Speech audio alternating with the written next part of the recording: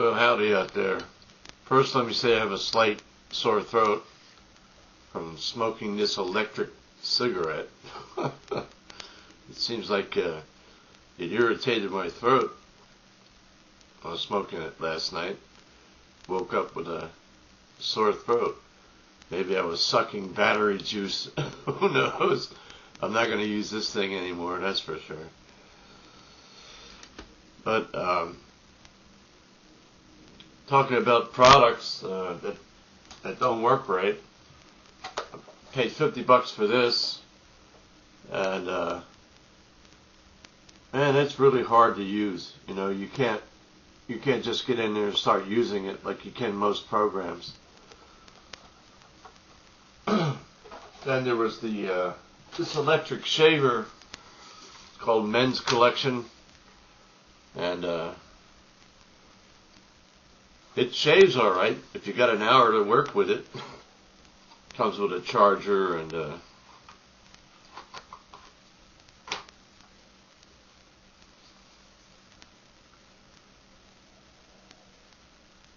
yeah, you can cut your beard off, but it takes forever.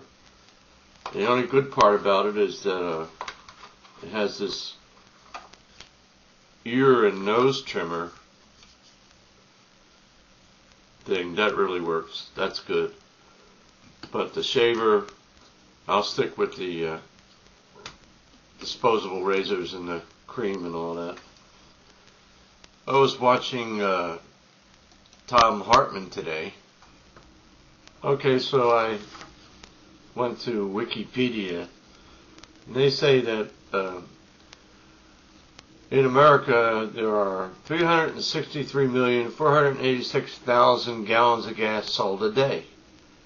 With a 14-cent tax on each gallon, that comes out to $50,888,040 a day.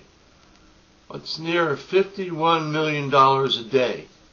Now you mathematicians out there, multiply that by 7 for a week, or multiply it by, say, 30 for a month, or multiply it by 365 for a year.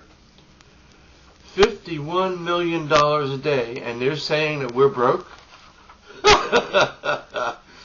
You know, this government lies. Their accounting people are screwed in the head. They must be smoking dope. And they can't give senior citizens and disabled vets a stimulus check of $250 one time. They can't give the retired senior citizens their COLAs, which comes out to 2% of whatever they're presently getting. And they haven't done it for 2 years now. And the price of gas is going up, the price of food is going up, and they're basing their calculations on the price of computers coming down as to how much, whether or not seniors and retired, or rather disabled vets, should get a COLA. Who's ever running that accounting department should be run out on a rail, tarred and feathered. Now, to ensure that everybody knows what the American People's Party, Liberty Party, is all about, and get this hat straight, we believe that the minimum wage should be $12 an hour. We believe all Americans should be able to buy into MEDICARE. That, of course, the seniors and disabled vets continue to get it for free. And we believe that the minimum Social Security check should be $1,200 a month. We believe that America should get out of the entire Middle East. It's none of our business.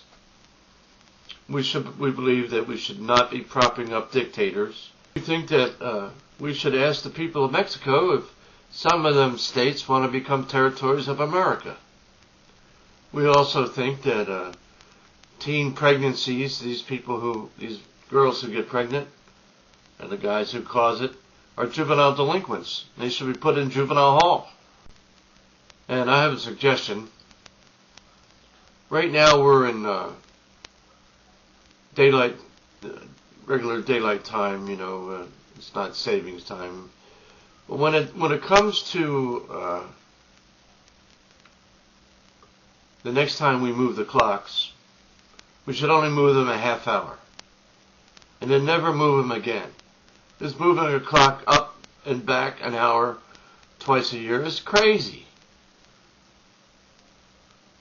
You know, especially if you got digital clocks, you have to sit there and reprogram them. It's a pain in the butt.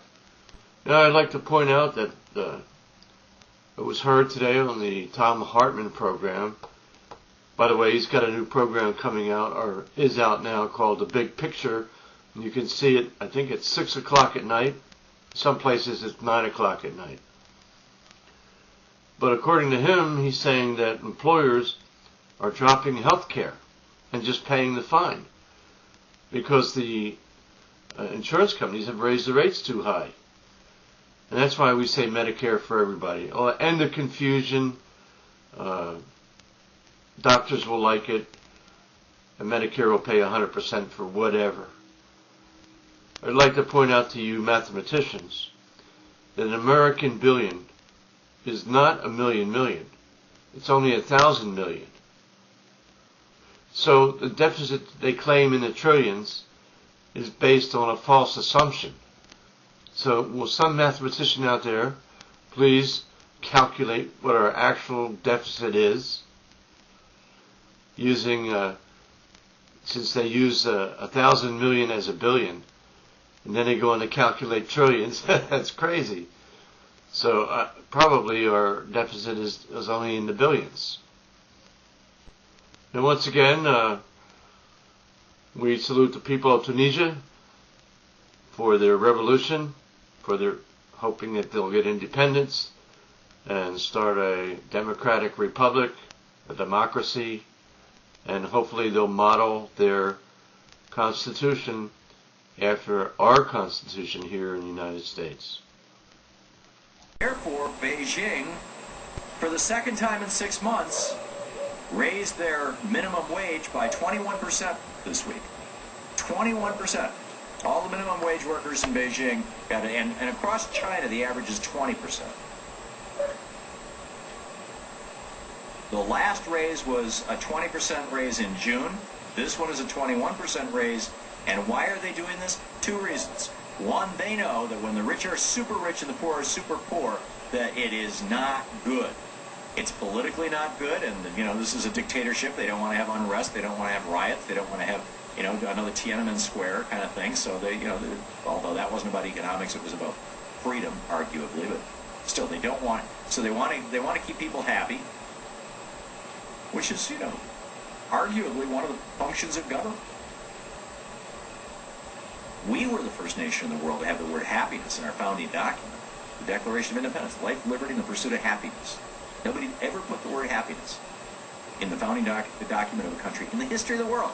So the Chinese are saying, okay, we want to, well, here, the government is worried. This from Jamil Anderlani in Beijing and Rahul Jacob in Hong Kong, writing in yesterday's Financial Times. The Chinese government is worried about the disproportionate burden of rising food costs on low-income households, which spend a larger share of their income on basic necessities. It also fears that persistent price rises could stoke social unrest.